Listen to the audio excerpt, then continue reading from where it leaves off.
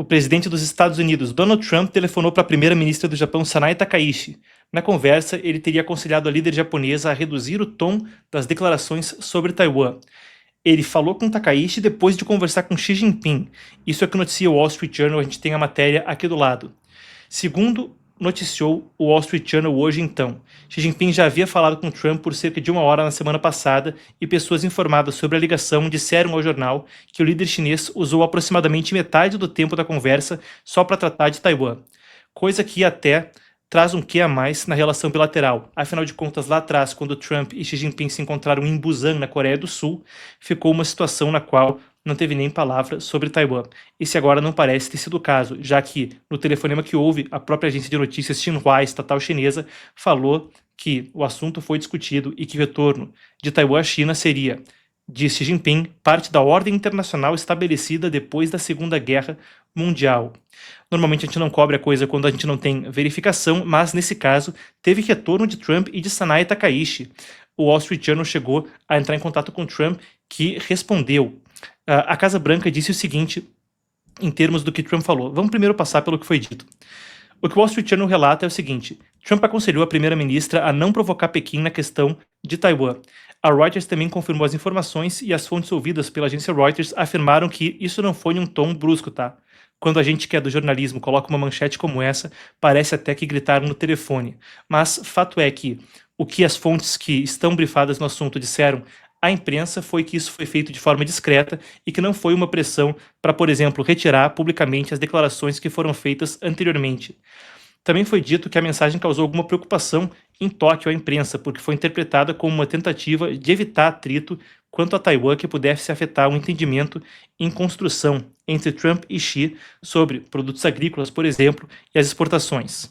Agora sim, vamos às respostas. Quando questionado pelo Wall Street Journal sobre a conversa, a Casa Branca, ou melhor dizendo, quando questionada, a Casa Branca enviou uma declaração do próprio Trump, que disse o seguinte: a relação dos Estados Unidos com a China é muito boa e que isso também é bom para o Japão. Ele disse que o Japão é nosso querido e próximo aliado e acrescentou que Xi aumentaria de forma substancial as compras de soja e outros produtos agrícolas americanos e que qualquer coisa positiva para os agricultores dos Estados Unidos também é positiva para ele. Ele disse: nós assinamos acordos comerciais maravilhosos com Japão, China, Coreia do Sul e muitas outras nações e o mundo está em paz. Vamos manter ele assim. Os americanos, então, não negaram o ocorrido quando contatados. O governo japonês apresentou outra versão. Uma porta-voz de Sanae Takaichi disse ao Wall Street Journal que não seria correta a informação de que Trump a aconselhou a não provocar o governo chinês sobre a soberania de Taiwan e declarou que esse tipo de observação não foi feita pelo presidente americano. Em uma sessão do parlamento japonês anteriormente, a Dieta, como é chamado o parlamento, o Congresso do Japão, Takaichi já havia declarado que não pretendia mencionar qualquer especificidade sobre cenários ligados a Taiwan. Fica aí então o registro. A gente vai desdobrar o que isso significa e, no xadrez do leste da Ásia, como as cartas estão... Bom, xadrez não é jogado com carta, né? Vamos colocar no jogo do leste da Ásia como as cartas estão na mão de cada jogador e tentar entender melhor esse cenário. Vale a pena, antes da gente prosseguir, eu dar um breve contexto. Isso acontece enquanto hoje veio uma declaração das Forças Armadas da China dizendo que se o Japão insistisse em uma posição militarística, isso acabaria com um preço doloroso ou um preço pesado para Tóquio. Para além disso, vem no contexto de uma crise diplomática no leste da Ásia. Explicando o que eu quero dizer com isso, quando a gente volta lá atrás, no início de novembro, Sanae Takaichi falou a respeito de Taiwan em um sentido de que aquilo poderia significar uma ameaça existencial para o Japão. O linguajar era um que, em tese, estaria de acordo com a legislação japonesa para permitir a ela se envolver num conflito com Taiwan. Aí a crise inflamou quando o cônsul chinês na cidade de Osaka, no Japão, chegou com uma declaração nas redes sociais falando em até cortar o pescoço de Sanae Takaichi em virtude daquilo. Xue Jian é o nome da figura. Aí foi declaração de um lado do outro, começou a ter corte, tanto comercial quanto de viagem de turismo, e a coisa escalou a um ponto, a gente foi em detalhes sobre isso ontem, a coisa escalou a um ponto sobre a discussão de ilhas próximas de Taiwan, mas que estão sob soberania japonesa, estarem em conversa de posicionamento de armas do Japão. Esse é o contexto. Agora, para discutir o assunto, eu recebo a editora de China do Epoch Times, também analista de assuntos internacionais conosco, eu converso com Emanuele Couri. Temos a Manu aqui na linha? Muito bem, vamos lá então. Boa tarde, Manu, obrigado por conversar conosco. Vamos lá então desdobrar esse cenário. Trump pedindo a Sanai Takaishi para, diz o Wall Street Journal, e a Casa Branca não nega, manter então, baixar o tom sobre Taiwan. A sua primeira impressão a respeito da conversa? Bom, Marcos, primeiramente, muito obrigado por me receber. Boa tarde também para a nossa audiência. Bom, é bem interessante, na verdade, essa conversa, a gente analisar essa questão da conversa com Donald Trump e com a Takaishi, justamente porque o governo americano se encontra em um momento delicado com relação à China e também com relação a Taiwan. Vou desdobrar brevemente aqui, porque eu sei que depois a gente vai entrar mais nos detalhes dessa questão.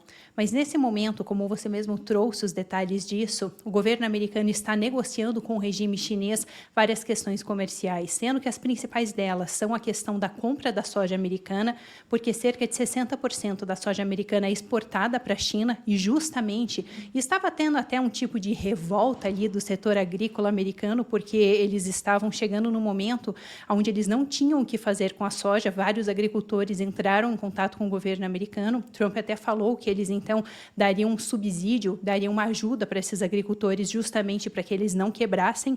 Então existia uma preocupação grande com isso e um dos acordos que eles fecharam foi que justamente o regime chinês voltaria a fazer a compra da soja americana. Além disso, tem a questão dos minerais de terras raras, algo muito crítico para o governo americano, mesmo em termos de tecnologia ou até setor militar, porque esses minerais de terras raras são utilizados para o desenvolvimento de armas, de aparelhos eletrônicos. Agora, enquanto a gente vê essa conversa que, a princípio, Donald Trump teria pedido para Takaichi baixar o tom com o regime chinês, ser mais amena ali nas tensões com o regime.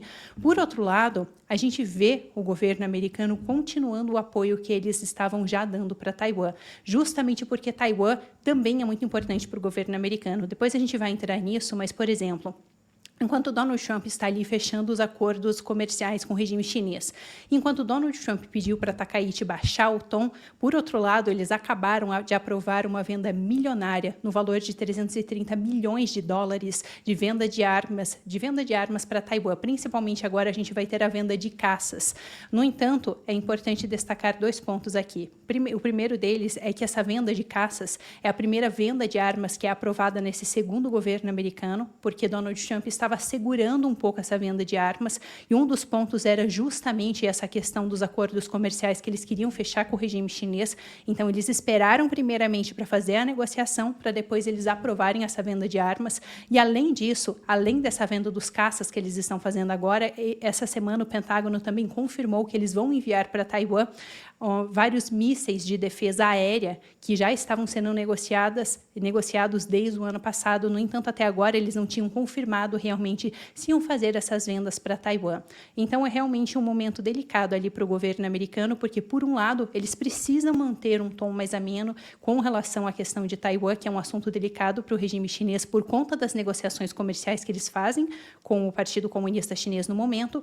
Por outro lado, eles precisam garantir também a segurança de Taiwan, justamente por conta da importância estratégica que a ilha tem para os Estados Unidos, seja em questão de localização ou até mesmo dos chips, que atualmente a Taiwan é o principal responsável pela produção de chips, principalmente quando a gente fala de chips de alta tecnologia. Cerca de 90% desses chips são atualmente produzidos em Taiwan.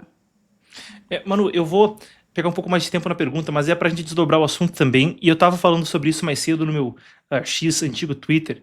Vou compartilhar contigo minhas primeiras impressões, a minha análise, e eu quero abrir para ti para ver se tu concorda e também para trazer um pouco mais de detalhe para esclarecer alguns pontos. Então, o que é que eu estava separando a respeito disso aí? Aqui do meu lado, eu tenho a questão das terras raras, e aí eu quero entrar a respeito disso. Qual que é a minha análise a respeito do assunto? A gente está vendo uma situação na qual pode parecer alguma confusão, afinal de contas, Trump, sendo ambíguo quanto a Taiwan, no primeiro mandato foi tão belicoso quanto a China. Qual é a minha avaliação a respeito do assunto? Vai no seguinte sentido. Ora, naturalmente que é uma prioridade natural, né? Naturalmente natural, fica até o pleonasmo aí, mas é prioridade natural da administração Trump, dessa nova administração, garantir que os Estados Unidos sejam a potência premente no mundo e, claro, não percam uma disputa tecnológica para o regime chinês, coisa que Trump tem falado consistentemente. Entretanto, é uma situação na qual a China e os Estados Unidos não podem, de momento, ter uma ruptura brusca, uma escalada brusca das tensões agora não interessaria para ninguém, e é um jogo de quem conseguiria reduzir o risco ou reduzir a vulnerabilidade mais cedo quando a gente fala a respeito de Taiwan, Japão ou dessa tensão. Então, explicar o que eu quero dizer. Do lado americano, é uma questão de que, por um lado, tem a questão das terras raras e da dependência. Aqui a gente tem isso aqui vindo do Serviço Geológico dos Estados Unidos. O que os gráficos basicamente indicam é os dados que todo mundo já está, que nem eu aí, careca de saber da época da crise de tarifas. A situação na qual a China controla a maior parte das reservas de terras raras do mundo, mas controla quase que 100% do refino para alguns dos minerais de terras raras, que estão em tudo, desde aí de fuzilagem de caça F-35 até iPhone. A China controla basicamente o refino disso aí no mundo. Os Estados Unidos, até nesse acordo com a China, conseguiram expandir um tratado por 1 ano, nessa última conversa na Coreia, para conseguir garantir que eles tivessem esse acesso por pelo menos mais 1 ano. Então tem esse lado da dependência de terras raras, e aí depois também tem as eleições de 2026 nos Estados Unidos, não para substituir o Trump, explicando para o público, né, são as midterms, eleições que vão mudar o Congresso, parte dos senadores e todos os deputados. A eleição de deputado nos Estados Unidos é de 2 em 2 anos. Então tem que manter os exportadores felizes para conseguir garantir que vai ter uma maioria no Congresso para a sequência do mandato. Isso pelo lado dos americanos. Eu sei que eu estou me estendendo, Manu, mas é para a gente conseguir discutir, pautar análise e trazer o maior valor para o público. Então a gente tem aqui Trump falando que ele conseguiria em 2 anos resolver isso aí das terras raras. Isso foi numa entrevista da CBS, vamos conferir.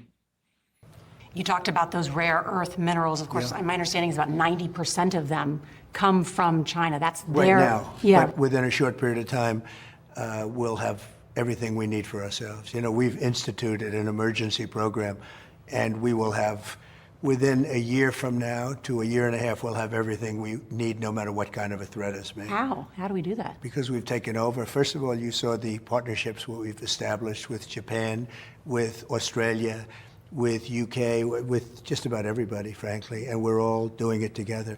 You know, this wasn't a threat against the United States. This was really a threat against the world. So the whole world has come together, I think, at our behest. And rare earths, within 2 years, rare earths will really cease to be a problem. Tá, o Trump fala isso, tá, mas a maioria dos analistas fala aí em 10, 15 anos. Tem uma apuração aqui que a gente fez no Epoch Times. E a Manu também tem feito cobertura sobre isso consistentemente aí, né? Mas fato é que muitos analistas falam em mínimo, do mínimo, 5 anos. As previsões divergem bastante. Um relatório do Escritório de Fiscalização do Governo dos Estados Unidos fala, e um do Congresso falam em 5 a 10 anos. Uma consultoria da Goldman Sachs falou de 10 anos ou mais para reestruturar as minas, as refinarias, a produção de ímãs. Aí, por outro lado, para a China também tem a questão da dependência, da questão da supercapacidade produtiva, uma dependência do mercado americano para compra, uma desordem interna do Partido Comunista Chinês após expurgos e o Congresso esvaziado. E até falando de questão econômica, não é só questão de ter para onde escoar a produção e os Estados Unidos sendo só um dos mercados. Apesar de comprar um monte de soja e minério de ferro do Brasil, comprar muita comida do Brasil, ainda depende dos Estados Unidos para uma série de importações de alimentos. E aí também tem questão de acesso à tecnologia. Eu queria te ouvir a respeito dessa parte da análise, Manu, a respeito de, nessa questão de quem consegue reduzir a vulnerabilidade primeiro, para aí sim ser mais agressivo nesse tipo de conversa, com a China, quais são as dependências que tem aí, e ver se tu corrobora a minha avaliação ou se tu acha que não é por aí a conversa a respeito da tensão na Ásia. Bom, Marcos, é bem por aí mesmo, inclusive por isso que a gente viu esse posicionamento, na minha análise, esse posicionamento mais brando de Donald Trump com o regime chinês, ele advém justamente da necessidade ainda que o governo americano tem da importação de certos elementos da China, com ênfase nessa questão dos minerais de terras raras. Eu até acredito que outras questões podem ser um pouco mais contornáveis, no entanto, como você mesmo trouxe aqui, a dependência do governo americano desses minerais ela é muito grande. Agora, não tem como a gente ter uma resposta concreta sobre qual dos dois países vão conseguir se desvencilhar antes do outro. No entanto, vale destacar que talvez seja um pouco menos complexo para o governo americano se desvencilhar de muitas dependências que eles têm do regime chinês do que o regime chinês se desvencilhar das dependências que eles têm do governo americano. E por que eu digo isso? Claro, é só uma análise pessoal minha. Porque, por exemplo, atualmente a gente já viu o Donald Trump fechando vários acordos com países ao redor do mundo, que são países, na verdade, que têm uma porcentagem pequena desses minerais de terras raras. No entanto, aos poucos, querendo ou não, ele consegue, então, ali diversificar diversificar esses países que poderiam enviar para os Estados Unidos a matéria bruta. Destacando aqui porque a China, né, faz boa parte da coleta, então, desses materiais e também o processamento. Então, claro, esses outros países não têm essa capacidade. No entanto, o que o governo americano está procurando realmente é o material bruto para que eles, então, possam fazer essa extração e possam fazer o refino. E até vale um adendo aqui, justamente, na minha opinião, por isso que a gente viu uma tentativa do governo americano de negociar com o Brasil quando as tensões aumentaram, porque o Brasil possui a segunda maior reserva desses minerais de terras raras, o que seria bem importante para o governo americano. Agora, falando da perspectiva do regime chinês, atualmente eles têm uma dependência muito grande, a forma de mercado deles, principalmente ali desde Deng Xiaoping, nos anos 80, quando a gente teve uma industrialização muito forte da China, a China se tornou cada vez mais dependente da exportação desses materiais. A cultura, a economia chinesa, ela é muito focada na exportação e atualmente, muito dificilmente eles conseguiriam encontrar outro mercado como o mercado americano que consome do jeito que eles consomem. Claro, o regime chinês já tem feito esforços para redirecionar a exportação para outros países, tanto que a gente já viu uma diminuição da exportação para os Estados Unidos, mas em alguns meses eles conseguiram manter a taxa de exportação justamente porque eles estavam redirecionando. Agora, vale destacar que nos últimos meses eles não conseguiram redirecionar tanto quanto eles gostariam e a gente já viu uma diminuição na taxa de exportação do regime chinês. E isso no momento onde eles estão com graves crises econômicas ali dentro do país e não estão conseguindo estimular o consumo interno, é algo preocupante. Então, claro, a gente vai ter que aguardar para ver, é só a minha análise, não tem realmente como a gente saber qual dos dois países vai conseguir se desvencilhar antes. No entanto, eu acredito que, havendo esse desvencilhamento, essa dependência de um país do outro, possivelmente a gente veja um posicionamento mais duro de um país com o outro, tanto da China quanto do governo americano. Até porque, se a gente pensa estrategicamente, Taiwan é muito importante para o governo americano, então realmente não faria sentido eles não darem apoio para Taiwan. E claro, ali até é interessante esse posicionamento de Takaichi, porque para o governo ali japonês foi realmente uma movimentação bem arriscada. Eles, inclusive, na minha análise, eles foram o país ali com esse posicionamento mais firme de Takaichi, que acabou liderando essa questão do apoio para Taiwan ali na região, porque boa parte dos países eles não possuem laços diplomáticos com Taiwan. No entanto, nos últimos anos a gente viu uma aproximação, mas até hoje a gente não tinha visto uma declaração tão firme de um líder de nenhum daqueles países dizendo, então, que um ataque a Taiwan seria uma ameaça ao próprio país, que foi algo que Takaichi disse, então, que um ataque a Taiwan seria também uma emergência ali para o Japão, algo que também Shinzo Abe, que era ali a pessoa que apoiava muito Takaichi, que era o ex-primeiro-ministro que acabou sendo baleado, ele também já falava sobre isso. Então, é interessante a gente analisar realmente o Japão tomando a liderança para realmente apoiar, então, mais essa questão da defesa de Taiwan. Tem uma questão interessante aqui, essa é uma matéria, eu lembro que na época a gente não estava tanto tempo na Epoch Times, acho que a gente estava menos de um ano na empresa, e saiu essa matéria na época, pelo Epoch Times americano, com a obtenção de um discurso vazado do Jing Sanhong, que era o conselheiro do Partido Comunista Chinês, e eu pedi que a nossa apuração aí, obrigado ao Matheus, repórter que me ajudou a montar aqui o bloco, ele trouxe à tona o seguinte nessa matéria aqui, conselheiro do Partido Comunista Chinês detalha plano para derrotar os Estados Unidos, incluindo aí uma coisa que vocês podem ler em inglês, mas que o YouTube não gosta que se pronuncie. Utilizando uma metáfora de uma empresa para ilustrar a dinâmica entre os Estados Unidos e a China, Jim comparou os Estados Unidos a um presidente de empresa e a China a um vice-presidente que deseja assumir o cargo mais alto. Aí, aspas, então, para o que teria dito Jim Sanhong nesse discurso vazado. O discurso é de 2016, o vazamento foi lá de 2020. Para substituí-lo, primeiro precisamos criar as condições para facilitar que os Estados Unidos cometam erros. Em segundo lugar, devemos mantê-lo o mais ocupado possível lidando com problemas, a ponto de se sentir deprimido e querer desistir. Em terceiro lugar, devemos nos tornar independentes dos Estados Unidos para que não possam nos atacar. Isso é parte do que estava ali naquele discurso, mas de forma interessante, uma das coisas que eles colocam ali é configurar a economia americana de tal forma que ela seja o mais dependente possível da China, com a menor dependência chinesa possível.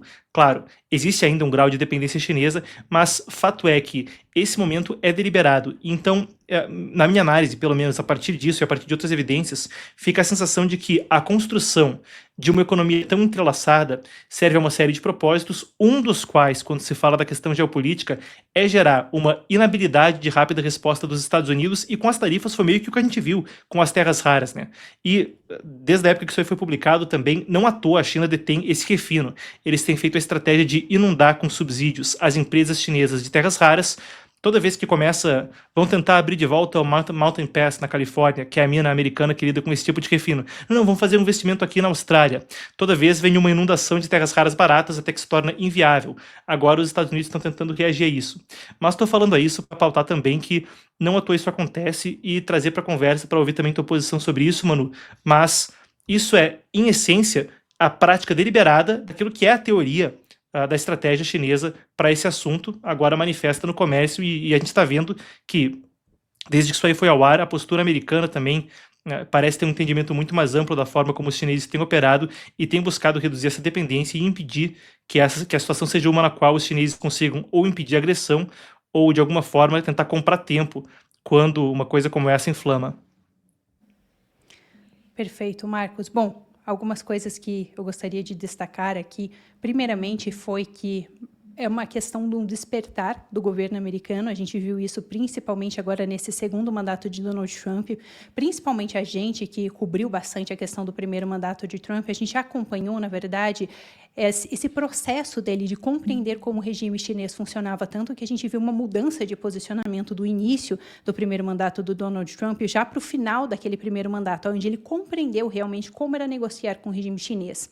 E, na minha perspectiva, nesse segundo mandato, ele já veio muito mais preparado. Ele sabia como era lidar com a China, ele sabia o que ele tinha que fazer. E justamente por isso que a gente está vendo essa movimentação tão forte, até mesmo, de reindustrializar os Estados Unidos. Por exemplo, durante a pandemia, houve uma necessidade, uma dependência muito grande dos Estados Unidos da importação de medicamentos ou de alguns produtos utilizados no setor médico, como, por exemplo, as máscaras, que elas deveriam vir da China, e a gente viu vários bloqueios acontecendo e um impacto muito grande, então, nos Estados Unidos. E justamente esse é um dos pontos que Trump tem destacado para a questão da reindustrialização, então, dos Estados Unidos, para que eles não sejam dependentes e que num cenário, por exemplo, de disputa com outros países, que eles consigam ser fortes e consigam realmente seguir em frente na disputa e vencer. Então, realmente é uma mudança de postura, um despertar muito forte do governo americano para essas questões da disputa, que isso acaba se entrelaçando no setor comercial.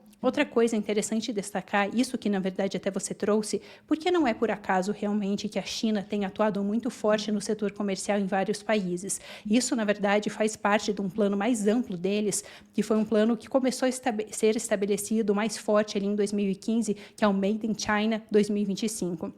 Este plano que eles começaram ali era justamente que a China iria diminuir a dependência que eles têm de vários elementos estratégicos para setores, por exemplo, tecnológicos de outros países, e fariam com que os outros países, então, se tornassem dependentes do regime chinês para essas questões. E um dos pontos que eles destacam ali nesse Made in China 2025 é justamente a questão do setor de minerais de terras raras. Por isso, nos últimos tempos, a gente vê um subsídio muito grande do regime chinês para que esse setor se desenvolva. E até vale destacar que, na verdade, essa é uma tática muito utilizada pelo regime chinês, esses recursos comerciais para tentar obter vantagens estratégicas. Isso tem acontecido nos últimos tempos e a gente viu até mesmo agora acontecendo nessa disputa que eles têm com o Japão, por exemplo.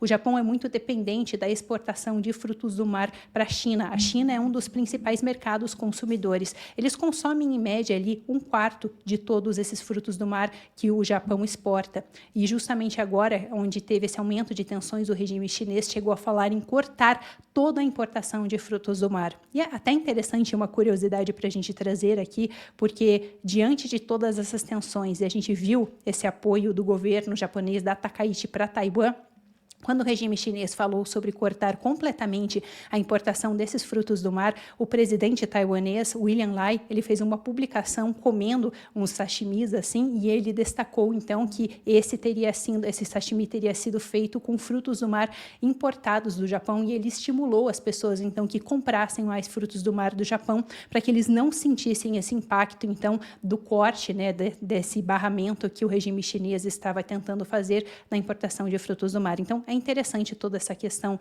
comercial e como o regime chinês tem realmente tentado utilizar isso para obter vantagem, então, com os outros países.